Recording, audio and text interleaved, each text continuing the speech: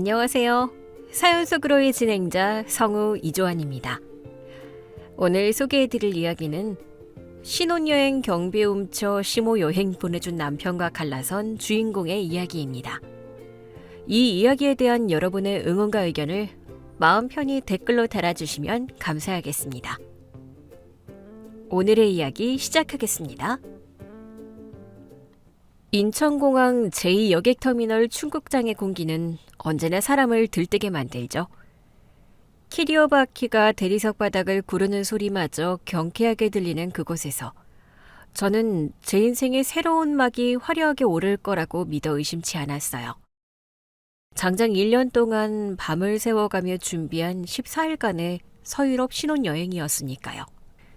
프랑스 파리에서 시작해 스위스를 거쳐 이탈리아 로마에서 끝나는 그야말로 제 오랜 로망의 결정체였죠. 제 곁에는 이제 막 제 남편이 남편이 될 뻔했던 남자가 서 있었어요. 체크인 카운터로 향하는 내내 그는 유독 말이 많았어요. 평소보다 들뜬 것 같기도 하고 어딘가 초조해 보이는 것 같기도 했죠. 하지만 저는 그저 그 사람도 나만큼 이 여행을 기대하고 있어서 그런가 보다 하고 넘겼어요. 그게 얼마나 순진하고 멍청한 착각이었는지 카운터 앞에 서고 나서야 깨닫게 되었지만요. 여권이랑 이 티켓 여기 있어. 당신 것도 줘봐. 같이 수속 밟게. 그래. 당신이 알아서 해. 나는 저기 가서 물 좀 마시고 올게. 그는 제가 여권을 휙 건네고는 도망치듯 자리를 피했어요. 그때까지만 해도 저는 그저 목이 마른가 보다 생각하며 카운터 직원분께 두 사람의 여권을 내밀었죠. 안녕하세요, 손님. 파리행 비행기 탑승 수속 도와드리겠습니다. 여권 확인 잠시만 할게요. 네, 잘 부탁드려요. 수화물은 여기 2개 다 붙일 거예요. 직원분은 능숙한 손놀림으로 여권을 스캔하고 모니터를 확인했어요. 그런데 키보드를 두드리는 속도가 점점 느려지더니 모니터와 제 얼굴을 번갈아 쳐다보는 횟수가 늘어났죠.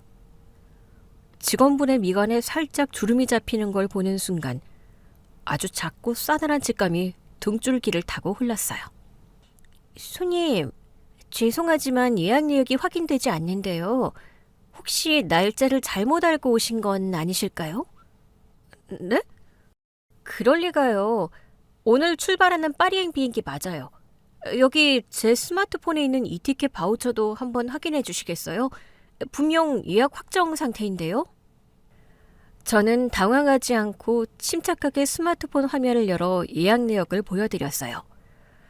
직원분은 제 스마트폰 화면에 예약 번호를 직접 타이핑하며 다시 한번 시스템을 조회하셨죠.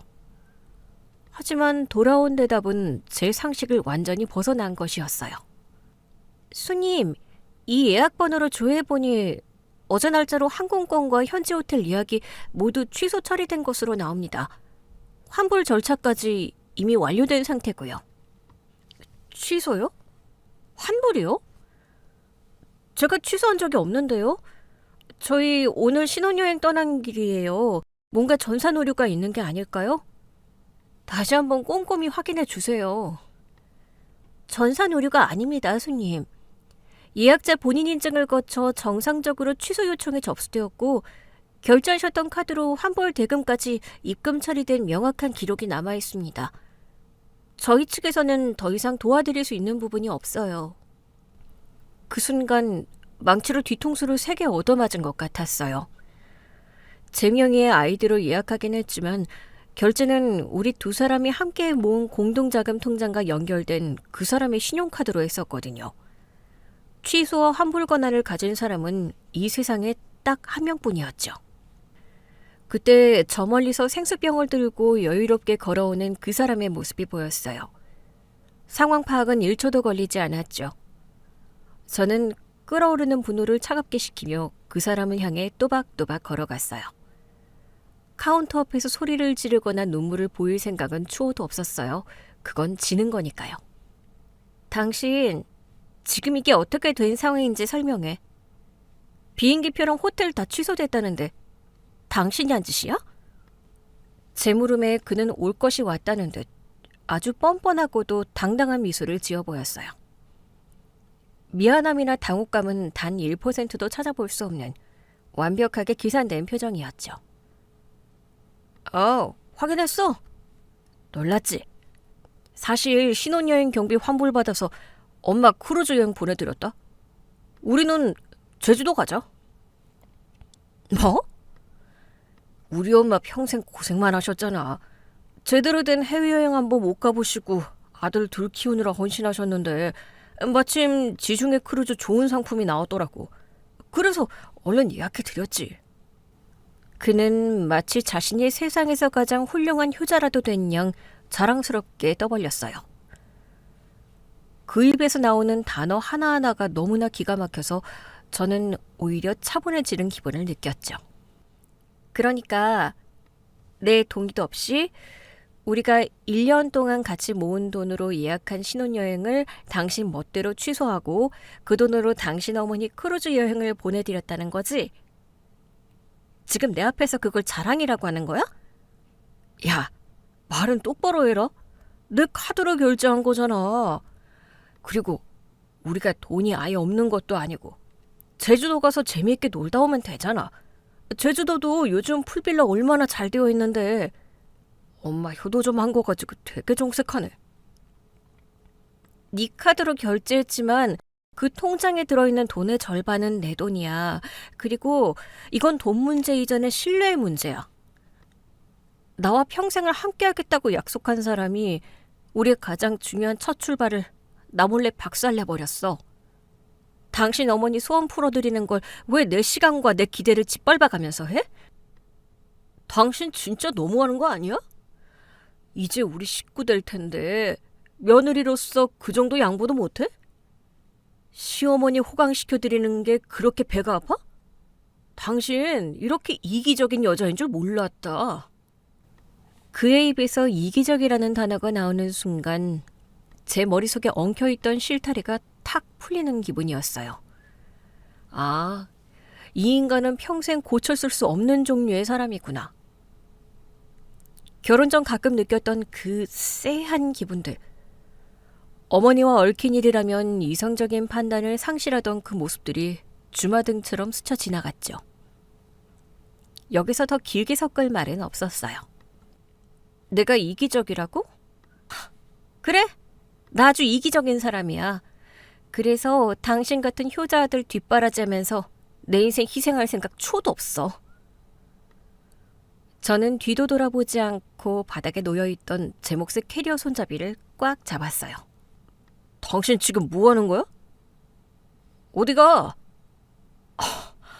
설마 화났다고 집에 가려는 거야? 장난해? 장난?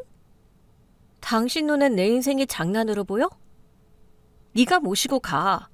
난 여기서 끝낼 테니. 뭐? 끝내? 야, 너 돌았어? 이미 결혼식 다 올리고 하객들 축의금까지 다 받았는데 끝내긴 뭘 끝내? 너 혼자 비행기 안 탄다고 파혼이 되는 줄 알아? 파혼 돼. 혼인신고 안 한 걸 다행으로 알아. 위자료 청구서나 기다려. 당신 어머니 크루즈 여행 아주 값비싼 대가를 치르게 될 테니까. 야, 너 진짜 1억이야? 야! 그가 제 팔을 잡으려 했지만 저는 매몰차게 그의 손을 뿌리쳤어요. 공항 로비 한가운데에 혼자 덩그러니 남겨진 그의 어리석은 얼굴을 뒤로하고 저는 곧장 출국장을 빠져나와 택시 승강장으로 향했죠. 발걸음은 그 어느 때보다 가벼웠어요. 늪에 빠지기 직전 스스로 제 발목을 빼낸 기분이었거든요. 아저씨, 이봐요. 우리 마누라가 지금 홧김에 이러는 건데 이거 어떻게 티켓 하나만 취소 다시 살릴 수 없어요? 제주도 가는 표라도 지금 당장 끊어줘요. 그는 당황한 기색을 숨기지 못하고 M1 카운터 직원에게 화를 내기 시작했어요. 그 꼴이 어찌나 우습고 찌질해 보이던지 저는 가던 길을 멈추고 다시 그에게로 돌아갔어요. 확실하게 짓밟아주지 않으면 이 상황을 부부싸움 정도로 치부하고 넘어갈 인간이었으니까요. 직원분께 소리 지르지 마. 이미 취소된 표를 이분이 무슨 수로 살려내? 그리고 내가 분명히 말했지. 난 너랑 제주도든 어디든 안 간다고. 야, 너 진짜 왜 이렇게 융통성이 없어? 그래, 내가 미리 말 안 한 건 미안해. 서프라이즈로 하려다가 타이밍을 놓쳤어. 근데 어차피 일어난 일이고 엄마는 벌써 출항 준비하고 계실 텐데 이제 와서 어쩌라고. 너 여기서 이렇게 고집부리면 우리 집안 어른들 볼 면목은 있고? 서프라이즈? 내 신혼여행을 망치는 게 서프라이즈야? 그리고 너희 집안 어른들 볼 면목? 내가 왜 네 집안 어른들 눈치를 봐야 해? 내 돈 훔쳐서 지들끼리 호강하는 집안에 내가 왜? 훔치다니, 말이 심하잖아. 부부 사이에 돈 좀 먼저 쓴 거 가지고 도둑 취급을 해? 내가 나중에 다 갚는다고 했잖아. 부부? 혼인신고도 안 했는데 무슨 부부야. 우린 그냥 식장만 같이 걸어 들어갔다 나온 남남이야. 그리고 갚아? 네가 무슨 돈이 있어서 갚아. 네 월급 뻔히 아는데. 매달 네 형 품위 유지비 대주고 어머니 생활비 드리고 나면 네 손에 떨어지는 돈이 얼만데? 넌 평생 내 돈 못 갚아. 아니, 안 갚겠지. 우리 식구라는 핑계 대면서. 제 입에서 전곡을 찌르는 말이 나오자 그의 얼굴이 불그락불그락해졌어요. 주변에 있던 다른 승객들이 힐끔거리며 저희를 구경하는 게 느껴졌지만 저는 전혀 개의치 않았어요. 부끄러워해야 할 사람은 제가 아니라 저 인간이었으니까요. 너 지금 우리 형 무시하냐? 우리 엄마 무시해? 돈 좀 보탰다고 유세 떠는 거야? 무시가 아니라 팩트잖아. 직장도 없이 허구한 날 인스타에 허세 사진이나 올리는 백수형한테 매달 카드값 대주는 게 정상이야? 아들 신혼여행 자금인 줄 뻔히 알면서 그거 낼름 받아서 크루즈 타러 가는 어머니가 정상이야? 넌 효자가 아니라 그냥 호구야. 네 가족들의 영원한 호구. 근데 문제는 네가 그 호구 짓을 나한테까지 강요하고 있다는 거지. 말 다 했어, 이씨. 그가 손을 번쩍 치켜들었어요. 분노를 이기지 못하고 폭력적인 성향을 드러내는 순간이었죠. 저는 눈 하나 깜짝하지 않고 그의 눈을 똑바로 쳐다봤어요. 쳐봐. 공항 한가운데서 CCTV 다 돌아가는데 한번 쳐보라고. 합의금 두둑하게 받아줄 테니까. 칠 용기도 없는 놈이 손은 왜 올려? 제 싸늘한 경고에 그는 차마 손을 내리지도 올리지도 못한 채 부들부들 떨기만 했어요. 그 비겁한 모습을 확인하는 순간 제 마음에 남아있던 일말의 미련조차 깨끗하게 증발해버렸죠. 다시 한번 말할게. 난 여기서 끝낼 테니 내 변호사 연락 갈 때까지 넌 나한테 전화 한 통, 문자 한 통 할 생각 마. 접근금지 가처분 신청부터 할 거니까. 택시 안에서 저는 지체 없이 행동을 개시했어요. 가장 먼저 공동 자금 내역을 엑셀 파일로 정리했죠.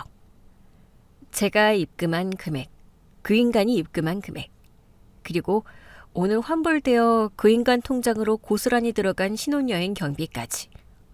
한치 오차도 없이 기록을 남겼어요. 증거가 생명이었으니까요. 호텔 환불 위약금까지 내 돈에서 까였다 이거지? 이것들이 진짜 사람을 빙다리 핫바지로 하나. 저는 속으로 실소를 터뜨리며 다음 플랜을 세웠어요. 친정엄마에게 전화를 걸어 이 기가 막힌 상황을 알리는 게 우선이었죠. 엄마는 분명 놀라시겠지만 누구보다 냉정하게 저를 지지해 주실 분이었어요. 애초에 상견례 때부터 그 집안의 기형적인 구조를 단박에 꿰뚫어 보시고 혼인신고를 극구 말리셨던 분이니까요. 엄마, 나야. 딸, 지금쯤 연세 좀 구경하고 있으려나? 비행기 타기 전에 전화한 거야? 우리 사위는 옆에 있고? 수화기 너머로 들려오는 엄마의 밝은 목소리에 아주 잠깐 가슴이 먹먹해졌지만 이내 마음을 다잡았어요. 여기서 약해지면 안 되니까요. 아니, 나 지금 서울 가는 택시 아니야. 공항에서 바로 차 돌렸어. 뭐? 택시? 비행기 시간 다 됐는데 어딜 가? 여권 두고 왔어? 아니, 비행기 표가 없어졌어. 그 인간이 어제 날짜로 항공권이랑 호텔 싹 다 취소하고 환불 받았대. 뭐? 그게 무슨 소리야? 취소라니? 왜? 무슨 일 생겼어? 무슨 일은 내 신혼여행 경비 환불받아서 자기 엄마 크루즈 여행 보내드렸단다? 나한테는 한마디 상의도 없이 어제 다 취소해놓고 공항에서 티켓팅 할 때 되니까 뻔뻔하게 웃으면서 말하더라. 우리 엄마 평생 소원이니 효도하는 셈 치고 우리는 제주도나 가자고. 수화기 너머로 잠시 숨막히는 정적이 흘렀어요. 1초, 2초, 3초.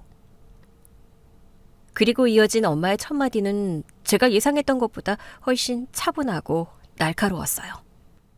그래서 넌 뭐라고 하고 나왔어?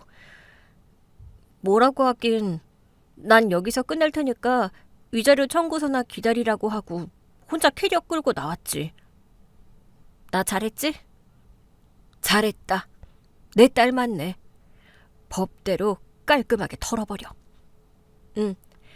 내가 입금한 돈 내역 다 뽑아놓고 가족카드도 방금 다 정지시켰어. 엄마, 아는 변호사님 있지? 나 이따 집 들어가면 바로 상담 예약 좀 잡아줘. 위자료는 둘째치고 내 돈 빼돌린 거 사기랑 횡령으로 다 엮어버릴 거니까. 걱정 마. 당장 로펌에 전화 넣어놓을 테니까 넌 조심히 와. 밥은 먹었어? 집에 와서 따뜻한 밥부터 먹자. 엄마가 우리 딸 좋아하는 갈비찜 해놓을게. 응. 갈비찜 넉넉하게 해놔. 나 지금 배고파서 쓰러질 것 같아. 이따 봐. 집에 거의 다다랐을 무렵 코트 주머니 속에서 휴대폰이 미친 듯이 울리기 시작했어요. 액정을 확인해보니 예상대로 그 인간이었죠. 부재 정도다만 벌써 20통이 넘게 찍혀 있었고 카톡 알림은 쉴 새 없이 울려대고 있었어요. 변명과 원망이 뒤섞인 문자들이었죠. 저는 카톡 대화방을 열고 딱 한 줄의 메시지를 남긴 뒤 그의 번호를 가차없이 차단 목록에 넣어버렸어요. 연락하지 마. 내 변호사하고만 얘기해. 택시에서 내려 짐을 내리는 저를 보며 엄마는 달려와 제 어깨를 감싸 안으셨어요.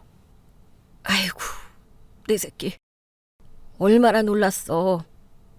안 다치고 무사히 왔으면 됐다. 들어가자. 응, 엄마. 나 너무 배고파.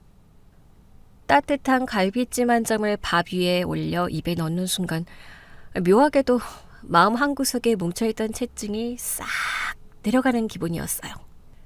공항에서부터 집까지 오는 내내 차갑게 식어있던 이성이 익숙하고 포근한 친정집 식탁에 앉으니 더욱 또렷하게 버려지는 듯했죠. 맞은편에 앉아 제 밥 먹는 모습을 가만히 지켜보던 친정엄마가 조용히 입을 여셨어요. 채알라, 천천히 먹어.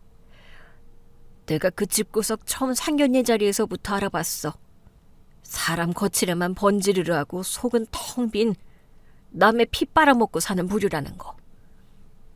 그러게 엄마 말이 다 맞았어. 그때 엄마가 혼인신고 미루라고 안 했으면 나 지금 좀 꼼짝없이 이혼녀 꼬리표 날 뻔했잖아. 생각만 해도 끔찍해.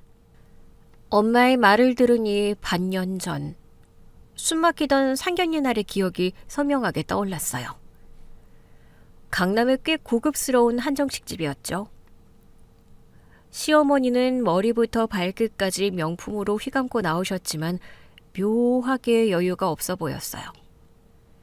식사가 반쯤 진행됐을 무렵 시어머니는 본색을 드러냈죠. 우리 아들이 워낙 번듯해서 어딜 가도 빠지지는 않죠. 직장도 탄탄하고 성격도 묻어내서 내가 아주 기대가 커요. 그나저나 안 싸돈 우리 애가 장남인데 혼수는 어느 정도로 생각하시나요? 저희 딸도 직장 번듯하고 지합가림 잘하는 애라 둘이서 모은 돈 합쳐서 반반으로 공평하게 시작하기로 했습니다. 요즘 애들 다 그렇게 하잖아요. 허리허식은 다 빼고 실속 있게 가자고 저희끼리 이미 합의를 마쳤습니다만. 아이고, 그래도 그게 아니죠. 우리 애가 집안의 기둥인데 집안에 들어오는 천며느리 씀씀이를 친척들이 다 볼 텐데요. 남들 하는 만큼은 해야 우리 아들 기가 안 죽지 않겠어요? 예단은 생략하더라도 가전이나 가구는 최고급으로 해와야죠. 그게 며느리 된 돌이 아니겠어요? 그때 친정엄마의 표정이 어찌나 싸늘해지던지 저는 아직도 그 온도를 잊지 못해요. 상견례가 끝나고 집으로 돌아오는 차 안에서 엄마는 운전대를 잡은 제게 단호하게 말씀하셨죠. 사람 고쳐 쓰는 거 아니다. 저 집안 평생 이 등골 빼먹을 궁리만 할 거다. 식장 들어가기 전까지는 아무도 모르는 거니까 파혼할 용기 없으면 혼인신고는 살아보고 천천히 해라. 무조건 미뤄. 내 말 안 들으면 너랑 영 끊을 거다.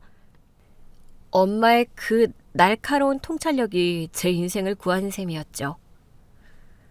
상견례 이후로도 그 집안의 기형적인 구조는 잊을만 하면 한 번씩 튀어나와 제 신경을 긁었어요. 특히 신혼집에 들어갈 가구를 보러 가던 날의 에피소드는 지금 생각해도 기가 차서 웃음만 나와요. 가구 단지를 둘러보기로 한 주말. 약속 장소에 나가더니 제 남편 옆에 시누이가 팔짱을 끼고 서 있었어요. 전혀 예상치 못한 불청객이었죠. 아가씨가 여기는 웬일이세요? 오늘 우리 신혼집 가구 보러 가는 거 못 들었어요? 아, 언니. 오빠가 가구 본다길래 제가 인테리어 감각이 좀 있잖아요. 골라주려고 따라 나섰어요. 괜찮죠? 괜찮냐고 물어보면서 이미 제 남편의 차 조수석에 올라타려는 시누이의 행동에 어이가 없었지만 일단은 참았어요. 매장에 들어가 소파를 둘러보는데 시누이가 유독 비싸고 화려한 이태리제 수입 소파 앞에서 발길을 멈추더군요. 언니, 이 소파 진짜 예쁘다. 퀄리티가 장난 아닌데요? 우리 엄마 집에 놔드리면 딱이겠어요. 엄마 집 소파 낡아서 가죽 다 벗겨졌거든요. 아가씨, 이거 우리 신혼집 거실 평수에 맞춰서 콤팩트하게 나온 디자인이라 어머님 댁에는 너무 작고 안 어울릴 거예요. 그리고 예산도 초과고요. 아, 그렇구나. 참, 언니. 우리 엄마 평생 자식들 뒷바라지 하느라 고생만 하셨잖아요. 엄마가 저한테 그러시더라고요. 새언니 들어오면 가족들 다 같이 크루즈 한번 타보는 게 소원이래. 제가 오빠한테 슬쩍 얘기해봤는데 언니가 워낙 통이 크고 싹싹해서 잘 알아서 해줄 거라고 하던데요. 오빠 능력도 좋으니까 언니가 조금만 신경 써주시면 엄마가 진짜 기뻐하실 거예요. 시누이의 그 간드러지는 목소리에 담긴 은근한 압박. 저는 순간 제 귀를 의심하며 남편을 쳐다봤어요. 남편은 딴청을 피우며 애써 제 시선을 피하고 있었죠. 그래요? 당신이 아가씨한테 그렇게 말했어? 내 돈으로 크루즈 보내드린다고? 아니, 내 말은 나중에 우리 자리 잡고 여유 생기면 보내드리자고 했지. 당신도 알다시피 엄마가 워낙 고생하셨잖아. 저는 시누이를 똑바로 쳐다보며 한치의 흔들림 없이 웃으며 대답했어요. 아가씨, 어머님 크루즈 여행은 나중에 아가씨랑 아주버님이 돈 차곡차곡 모아서 효도하시는 게 맞죠. 저희는 이제 막 시작하는 부부라 전세대출 원금 갚기도 빠듯해요. 제 단호한 철벽에 시누이는 표정이 굳어졌고 남편은 헛기침을 하며 상황을 무마하려 애썼어요. 그때 분명히 선을 그었다고 생각했는데 그들은 제 말을 귓등으로도 듣지 않았던 거예요. 결국 제 신혼여행 자금을 훔쳐서 그 소원이라는 크루즈를 타러 간 걸 보면요. 밥을 절반쯤 비웠을 무렵 엄마가 물잔을 꺼내시며 또 다른 일화를 꺼내셨어요. 넌 그 백수 아주버니라는 사람도 참 이해가 안 간다고 했었지. 남자가 30 중반이 넘도록 직장 하나 없이 동생한테 용돈 다 쓰는 게 정상이니? 내 말이 아주버니 일만 생각하면 지금도 피가 거꾸로 솟아. 엄마도 알지? 우리 결혼 3달 앞두고 레스토랑에서 밥 먹던 날. 제가 기억을 더듬으며 그날의 상황을 입에 올리자 다시금 분노가 일었어요. 그날은 남편과 오랜만에 분위기 좋은 레스토랑에서 스테이크를 썰고 있었죠. 한창 기분 좋게 와인을 마시는데 제 휴대폰이 울렸어요. 발신자는 남편의 형, 즉 백수 아주버니였어요. 여보세요? 아주버님, 무슨 일이세요? 재수 씨, 저예요. 지금 동생이랑 같이 있죠? 주말 데이트 하시는데 방해해서 미안해요. 다름이 아니라 이번 달 제 카드값이 조금 모자라서 그런데 동생 바꿔줄 수 있어요? 제 전화는 안 받네요. 네? 카드값이요? 동생한테 직접 연락하시지 왜 제 번호로 전화를 하셨어요? 아이고, 동생이 바쁜가 봐요. 오늘까지 막아야 하는 급한 결제 건이 있어서요. 형으로서 동생한테 이런 부탁 참 면목없지만 재수 씨가 중간에서 잘 좀 전해주세요. 저는 어이가 없어서 맞은편에 앉은 남편에게 휴대폰을 건넸어요. 당신 형? 카드값 막아야 한다고 나한테 전화하셨어. 받아봐. 남편은 화들짝 놀라며 전화를 넘겨봤더니 구석으로 가서 통화를 하고 돌아왔어요. 그리고는 자연스럽게 스마트폰 뱅킹 앱을 열어 어딘가로 돈을 이체하더군요. 당신 방금 아주버님한테 돈 보낸 거야? 아주버님 카드값을 왜 당신이 내줘? 저번에 어머님 생활비 드린 지 일주일도 안 지났잖아. 형이 요즘 자격증 학원 다니면서 취업 준비하잖아. 나이 먹고 면접 보러 다니려면 정장도 사야 하고 사람들 만나면서 품위 유지도 좀 해야 기죽지 않지. 내가 이 집안 사실상 가장인데 동생으로서 이 정도 서포트도 못 해줘? 당신 아버님도 아니시고 아주버님 내일 모레 40이야. 집에 빚 갚아주는 것도 아니고 백수가 무슨 품위 유지비가 필요해서 동생한테 손을 벌려? 그것도 동생 데이트하는 시간까지 뺏어가면서 재수씨 될 사람한테 당당하게 전화를 해? 우리 신혼여행 잔금 치르느라 허리띠 졸라매고 있는 거 몰라? 진짜 밥 먹다 말고 왜 이래?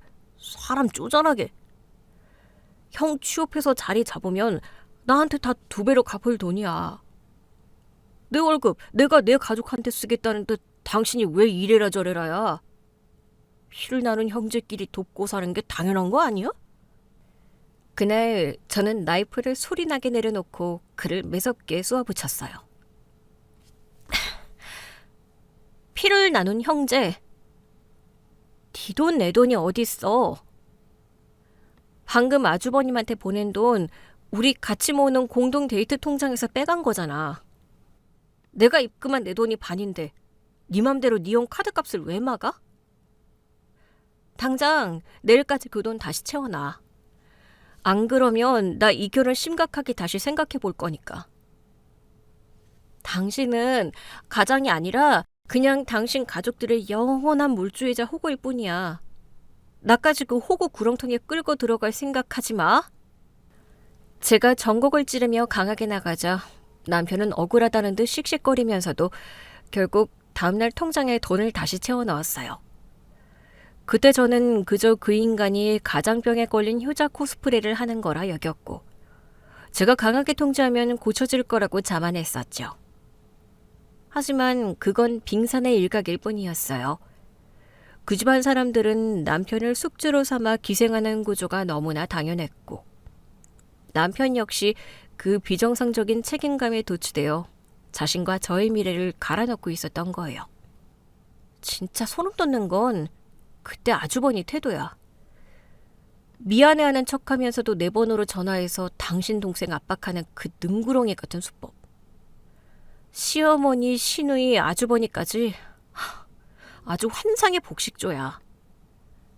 거기에 놀아나는 저 모자란 인간이나 그걸 알면서도 어떻게든 안고 가보려 했던 내가 제일 한심하지. 한심하긴 지금이라도 쳐냈으니 천만 다행이지. 그 집구석은 네가 돈 버는 기계로 보였을 거다. 며느리라는 타이틀 달아놓고 평생 자기들 뒷바라지하게 만들 작정이었던 거야. 이번에 공항에서 터진 게 조상님이 널 살리신 거다. 맞아.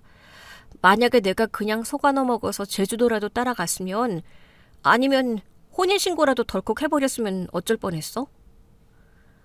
평생 시어머니 크루즈 보내드리고 아주버니 카드값 대주고 시누이 비위 맞추면서 살았겠지.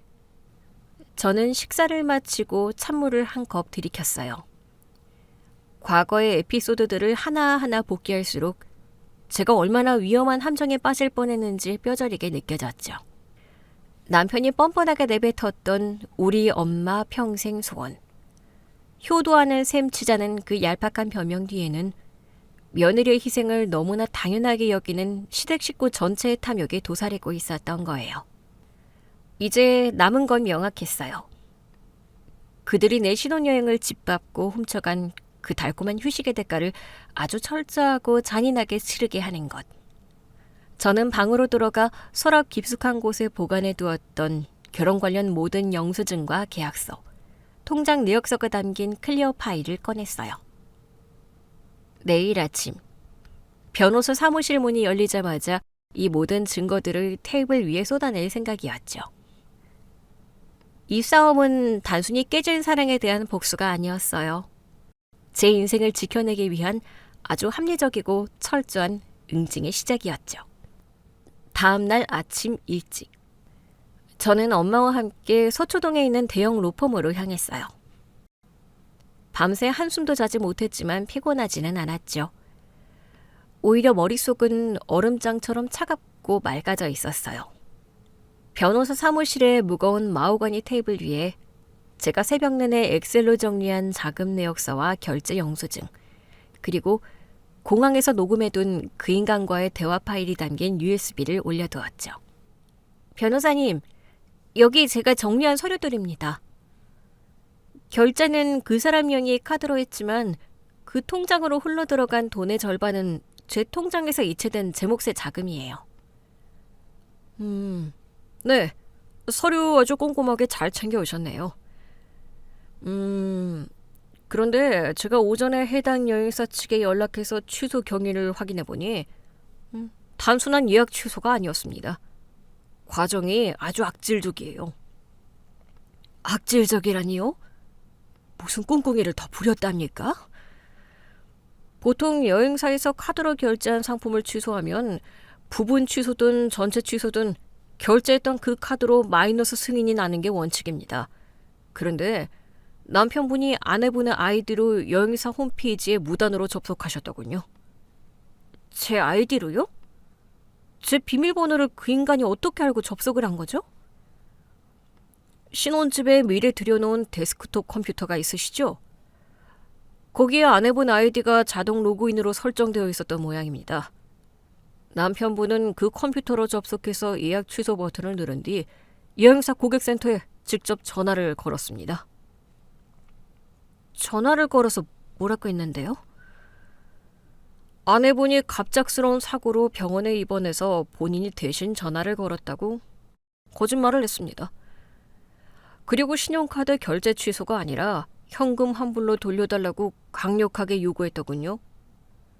카드사 환불은 시간이 며칠 걸리니 당장 병원비로 써야 한다며 자신의 명의로 된 계좌번호를 불러주면서 그쪽으로 입금해달라고 여행사 직원을 기망한 겁니다. 그 순간 저는 헛웃음이 터져 나왔어요. 단순한 변심이나 이기심을 넘어서 이건 완벽하게 계획된 범죄였으니까요.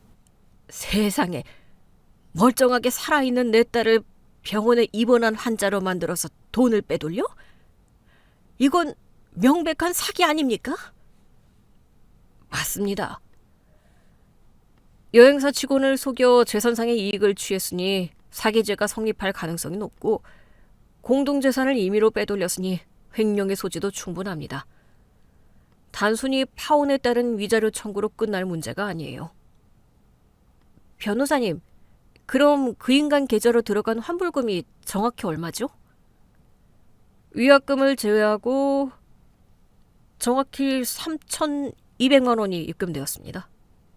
3,200만 원이요? 지중해 크루즈 1인실 가격이 아무리 비싸도 1,000만 원을 넘지 않아요. 시어머니 혼자 가신 게 아니라는 뜻이네요? 저는 그 자리에서 바로 제 스마트폰을 꺼내 인터넷 검색창을 열었어요. 시어머니가 평소 입버릇처럼 말씀하시던 그 럭셔리 크루즈 선사의 홈페이지에 들어가 어제 날짜로 한국에서 출발하는 기항지 일정을 모조리 뒤졌죠. 그리고 정확히 3천만 원대의 가격이 떨어지는 패키지를 찾아냈어요. 찾았어요. 지중해 일주 14일 VIP 패키지. 4인 가족 스위트룸 기준 가격이 딱 3,200만 원이네요?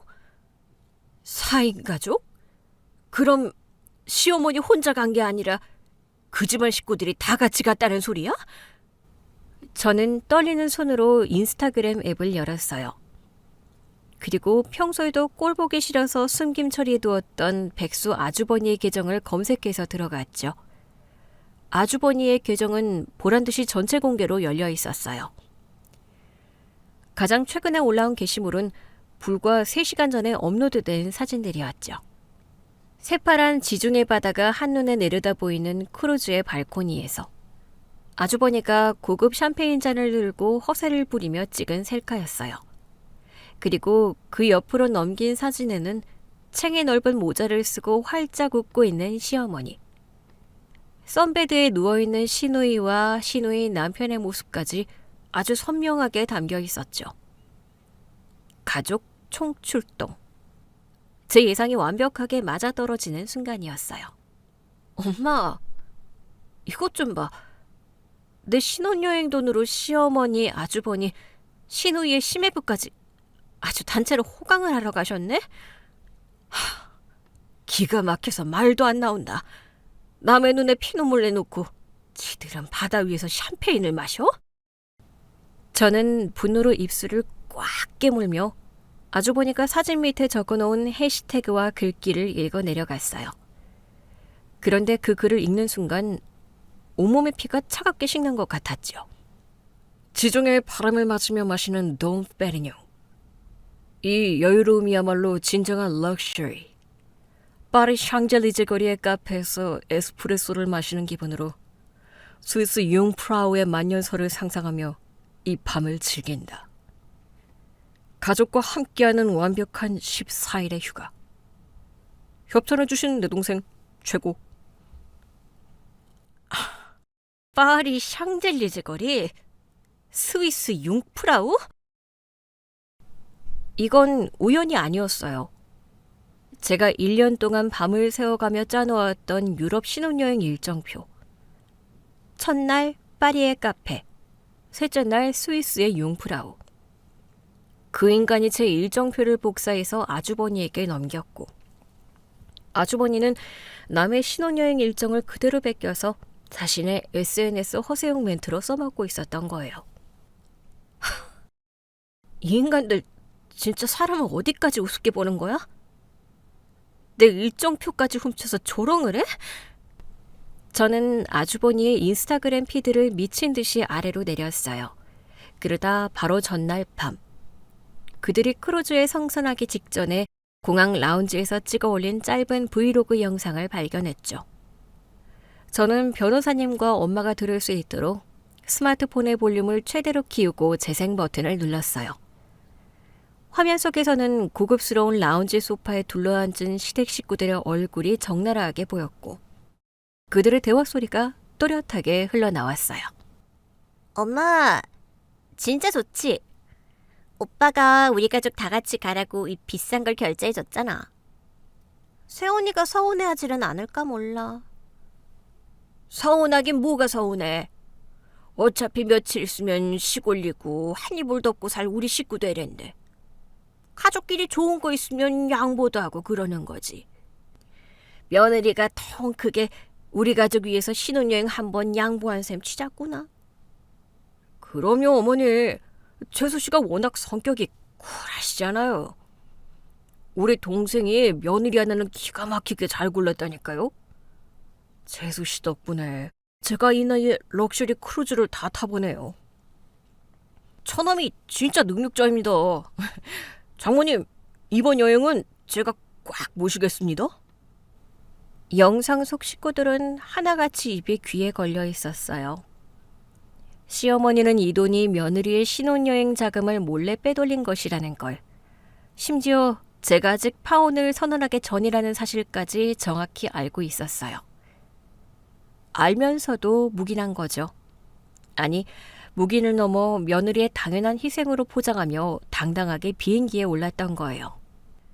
아내분, 이 영상 당장 다운로드해서 증거자료로 백업해 두십시오. 시댁 식구들이 이 자금의 출처를 명확히 인지하고 있었다는 완벽한 증거입니다. 시어머니와 다른 식구들도 이 사기 및 횡령의 방조 내지는 공범으로 엮어볼 여지가 충분히 생겼어요. 네, 지금 바로 저장했어요. 저는 영상을 제 클라우드에 이중으로 백업한 뒤 잠시 숨을 골랐어요. 분노로 손끝이 떨렸지만 머릿속은 다음 행동을 아주 기계적으로 계산하고 있었죠. 아직 이 모든 상황의 주동자인 그 인간의 목소리가 필요했어요. 자신이 무슨 짓을 저질렀는지 명확하게 인정하는 자백 말이에요. 저는 변호사님께 양해를 구하고 탁자 위에 스마트폰을 올려둔 뒤 통화 녹음 버튼을 누르고 그 인간에게 전화를 걸었어요. 신호음이 2번 울리기도 전에 그가 다급하게 전화를 받았죠.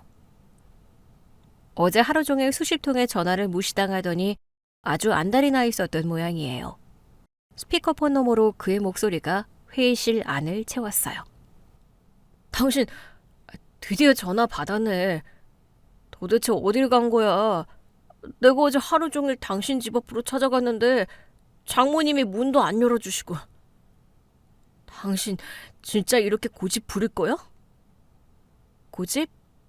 넌 아직도 내가 홧김에 기싸움하는 걸로 보여? 아니, 내 말은 그게 아니라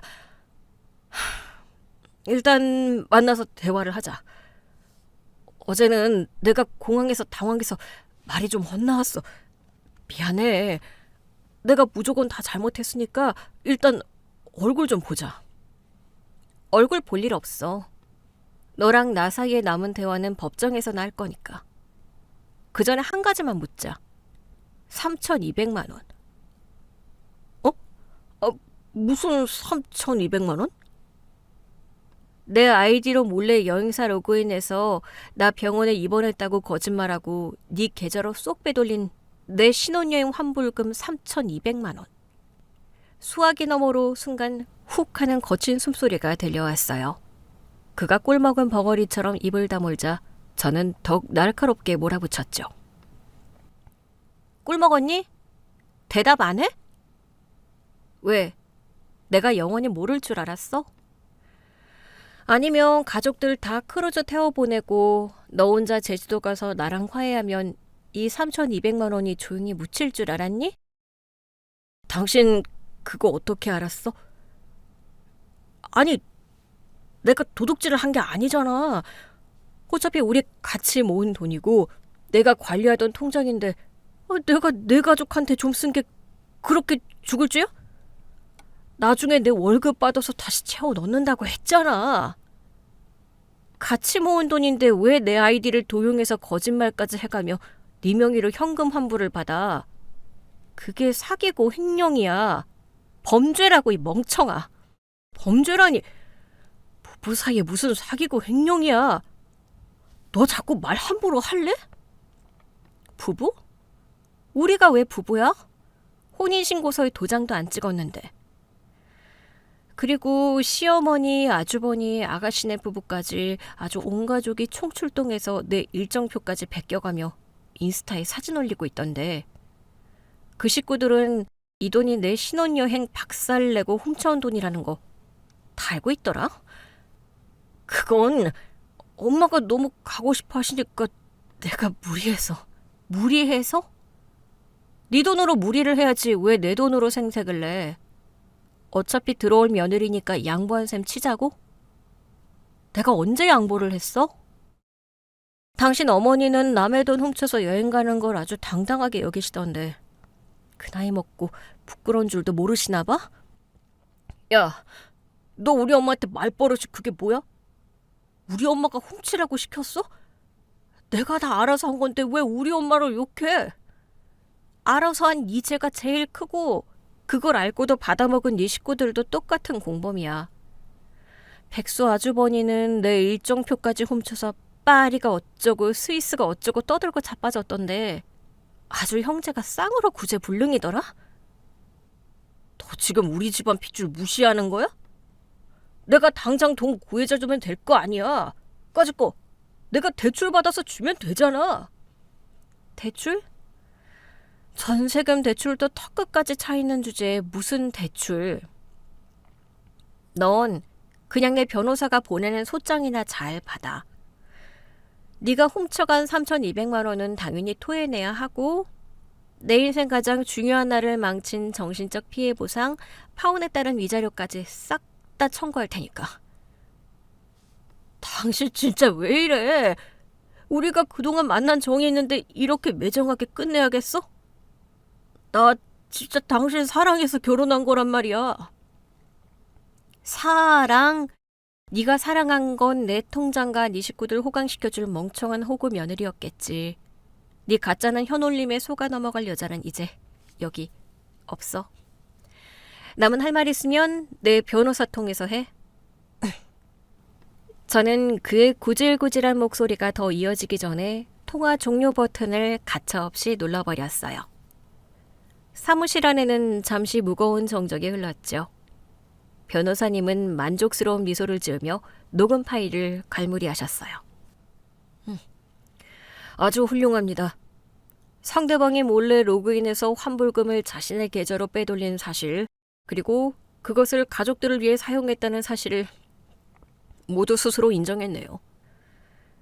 이 녹음 파일과 아까 다운로드하신 영상 자료면 법정에서 상대방은 빠져나갈 구멍이 전혀 없습니다. 우리 딸 수고했다. 이제 저 쓰레기 같은 것들한테 네가 어떤 사람인지 확실하게 보여주자꾸나. 엄마, 나 절대 안 봐줘. 저 인간이 차 팔고 길거리에 나는 한이 있어도 내 돈 1원 한 푼까지 다 받아낼 거야. 그들이 14일간의 화려한 크루즈 여행을 마치고 한국 땅을 밟는 그날. 가장 먼저 그들을 반겨줄 것은 낭만적인 환영 인사가 아니라 제 변호사가 준비한 서늘한 법의 심판일 거였어요. 저는 입가에 차가운 미소를 띠며 변호사님을 향해 고개를 끄덕였어요. 이제 자비 없는 반격의 시간이었죠. 정확히 14일 뒤. 그 인간의 가족들이 지중해 호화로운 바닷가람을 잔뜩 맞고 인천공항을 통해 입국하던 날이었어요. 저는 친정집 거실 소파에 앉아 여유롭게 따뜻한 커피를 마시고 있었죠. 그 2주 동안 저는 단 하루도 허투루 쓰지 않았어요. 눈물 흘리며 스포할 시간 따위는 1초도 없었거든요. 변호사님과 매일 연락을 주고받으며 아주 촘촘하고 완벽한 법적 그물망을 짜놓았죠. 가장 먼저 들어간 건 가압류였어요. 남편 명의로 된 모든 은행 계좌, 그리고 그가 애지중지하던 SUV 차량, 심지어 직장 급여일까지 모조리 가압류를 걸어버렸죠. 도용에 의한 사기와 횡령, 그리고 사실혼 부당 파기에 따른 위자료까지 청구 금액이 워낙 확실하고 증거가 명백했기 때문에 법원에서도 아주 신속하게 인용 결정을 내려주었어요.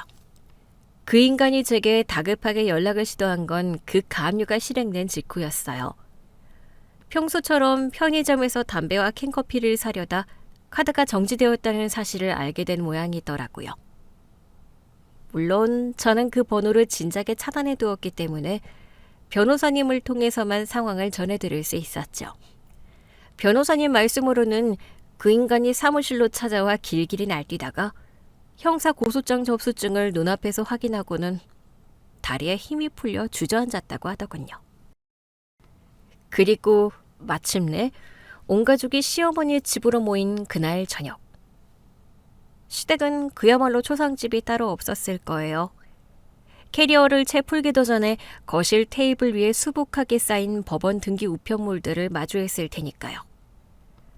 편취당한 신혼여행 경비 3,200만 원 반환 민사소송, 정신적 피해 보상과 약혼 부당 파기의 책임으로 묻는 위자료 5천만 원, 거기에 명예도용 및 사기, 횡령에 대한 형사고소 통지서까지.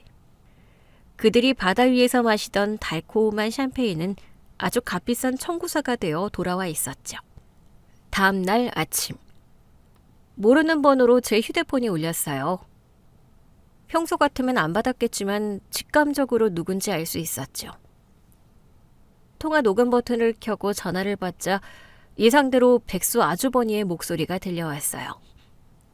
평소에 그 허세 가득하고 여유롭던 목소리는 온데간데 없이 덜덜 떨리는 기색이 역력했죠. 재수씨, 저예요. 전화 받아주셔서 정말 감사합니다. 제 변호사 통해서 연락하라고 분명히 전달했을 텐데요. 무슨 일로 직접 전화하셨어요? 그게 저희가 어제 여행에서 돌아와서 우편물을 봤는데요. 이거 뭔가 큰 오해가 있는 것 같아서요. 동생이 자기가 다 알아서 우리 가족 여행 보내주는 거라고 했지, 재수씨 신혼여행 돈을 몰래 뺀 건 줄은 정말 꿈에도 몰랐어요. 우리 동생이 철이 없어서 큰 실수를 한 것 같은데 굳이 이렇게 법적으로까지 가야 하나 싶어서요. 가족끼리 얼굴 붉히지 말고 대화로 좋게 풀면 안 될까요? 저는 그 뻔뻔한 변명에 헛웃음이 나왔어요. 공항 라운지에서 찍힌 영상 속에 담긴 대화 내용만 봐도 다 알고 있었으면서 이제 와서 꼬리를 자르고 빠져나가려는 수작이 너무 뻔히 보였거든요. 오해요? 제 신혼여행 돈으로 크루즈 발코니에서 노은 페리뇽 드신 게 오해인가요? 파리 샹젤리제 거리 흉내내며 제 여행 일정표 베껴서 인스타에 글 올리신 건 기억 안 나시나 봐요? 예?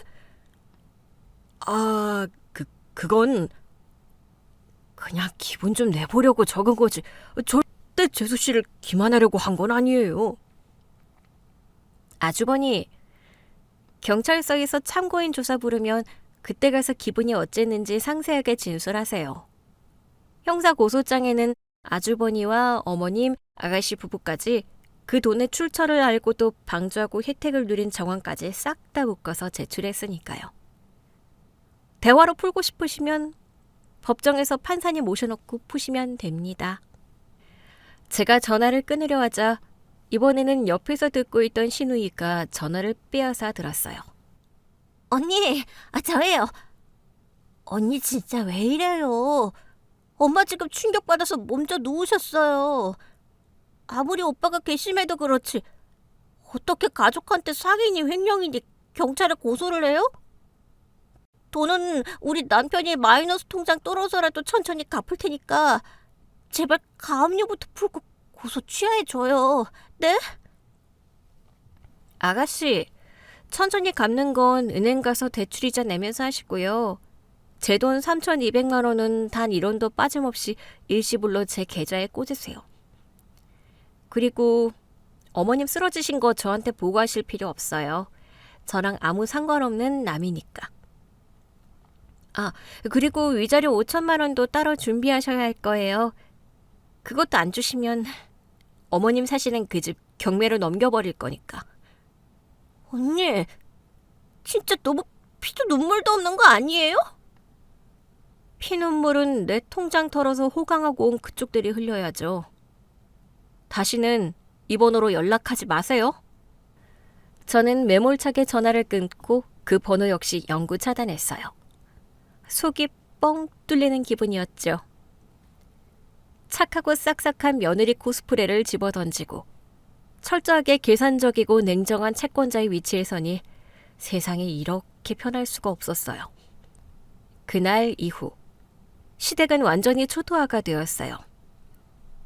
빚은 없었지만 그렇다고 당장 융통할 현금도 없던 그 집안에서 당장 8천만 원이 넘는 큰 돈을 현찰로 만들어낼 방법은 단 하나뿐이었죠.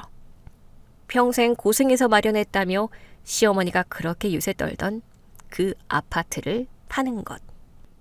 변호사님을 통해 전해 들은 그들의 몰락 과정은 제 예상보다 훨씬 더 처참했어요. 사기 및 횡령 고소로 인해 그 인간이 형사처벌을 받고 직장마저 잃게 될 위기에 처하자 결국 시어머니가 눈물을 머금고 살던 아파트를 급매로 내놓았다고 하더라고요. 시세보다 훨씬 싼 가격에 집을 넘기고 경기도 외곽에 있는 낡고 비좁은 빌라로 전세를 얻어 이사를 갔대요. 게다가 그 인간은 가압류를 풀고 합의금을 마련하기 위해 자기가 LG종지 광을 내고 다니던 중형 SUV 차량을 중고차 시장에 헐값에 넘겨야만 했죠.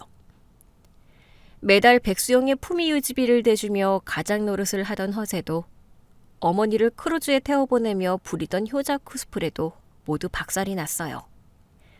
이제 그 집안은 좁은 빌라 거실에 옹기종기 모여 앉아 서로를 원망하며 하루하루를 지옥처럼 살아가게 된 거죠. 남의 돈을 탐낸 대가치고는 꽤 공평한 결말이었어요. 모든 소송이 제 뜻대로 흘러가고 제 통장에 청구했던 원금과 위자료 전액이 한치의 오차도 없이 입금된 날이었어요. 친정엄마와 함께 늦은 저녁을 먹고 산책을 마치고 돌아오는데 저희 집 대문 앞에 익숙한 실루엣이 하나 서 있었어요. 겉옷도 제대로 걸치지 않은 채 퀭한 얼굴을 한 그 인간이었죠. 차를 팔아치워 대중교통을 타고 여기까지 왔는지 구두는 흙먼지 투성이에 몰골이 말이 아니었어요. 저를 보자마자 그 인간은 대문 앞에 털썩 무릎을 꿇었어요. 당신 진짜 나 버릴 거야? 우리 사랑했잖아. 나 집도 절도 없이 쫓겨나게 생겼어. 내가 다 잘못했어. 돈도 다 돌려줬잖아. 위자료도 다 줬잖아. 한 번만 나 용서해주면 안 돼? 내가 평생 당신한테 납작 엎드려서 기어 다닐게. 제발 한 번만 기회를 줘. 길바닥에 엎드려 오는 그 비루한 모습을 보니 한때나마 저 인간과 미래를 꿈꿨던 제 자신이 안쓰러워질 지경이었어요. 저는 표정 하나 변하지 않고 코트 주머니에서 스마트폰을 꺼내 카메라 렌즈를 그 인간에게 맞췄어요. 구질구질하게 굴지 말고 당장 일어나. 이미 법적으로 완벽하게 끝난 사이인데 내 집 앞에 찾아와서 행패 부리는 거 이거 다 영상으로 남기고 있어? 당신 진짜 너무하는구나. 내가 이렇게 무릎까지 꿇었는데? 접근금지 가처분 신청 인용된 거 확인 못했어? 내 반경 100m 이내 접근 금지야. 딱 10초 줄 테니까 내 눈앞에서 사라져. 10초 안에 안 꺼지면 바로 경찰 부르고 구치소에 보내줄 테니까. 제 단호하고 싸늘한 경고에 그 인간은 흠칫 놀라며 천천히 몸을 일으켰어요. 제 눈빛에서 단 1%의 미련이나 동정심도 찾지 못했다는 걸 깨달은 거겠죠. 그는 눈물 콧물 범벅이 된 얼굴로 저를 한번 쳐다보더니 이내 어깨를 축 늘어뜨린 채 어두운 골목길 너머로 비참하게 사라졌어요. 그게 제가 본 그 인간의 마지막 뒷모습이었어요. 대문을 열고 마당으로 들어서자 친정엄마가 화난 얼굴로 마중을 나오셨어요. 왔어? 밖에서 무슨 소리가 들리는 것 같던데? 아무것도 아니야. 길고양이 한 마리가 잘못 들어왔다가 도망갔어. 아, 엄마, 나 드디어 통장에 돈 다 들어왔어. 위자료까지 싹 다. 아이고, 속이 다 시원하다. 고생 많았다, 우리 딸. 엄마, 우리 내일 당장 비행기표 끊자. 나 원래 가려고 했던 파리, 스위스, 로마 다 갈 거야. 이번엔 그 모자란 인간 말고 세상에서 제일 든든한 우리 엄마랑. 내 돈 훔쳐간 도둑놈들한테서 이자까지 쳐서 받아낸 돈이니까 아주 최고급 호텔만 예약해서 떵떵거리면서 놀다 오자. 그래, 까짓 거 이 엄마가 가이드 비용 톡톡히 낼 테니까 우리 딸 하고 싶은 거 다 해보자. 그로부터 정확히 일주일 뒤, 저는 엄마와 함께 파리행 비행기에 올랐어요. 신혼여행이라는 이름표는 떨어져 나갔지만 그 자리에 내 인생의 진정한 주인이 되었다는 훈장이 빛나고 있었죠. 오늘 준비한 이야기는 여기까지입니다. 재미있게 들으셨다면 구독과 좋아요, 알림 설정까지 꾹꾹 눌러주세요. 지금 어디서 듣고 계세요? 여기는 서울이고요. 다음 이야기로 다시 찾아뵙겠습니다. 청취자 여러분, 오늘도 행복하세요.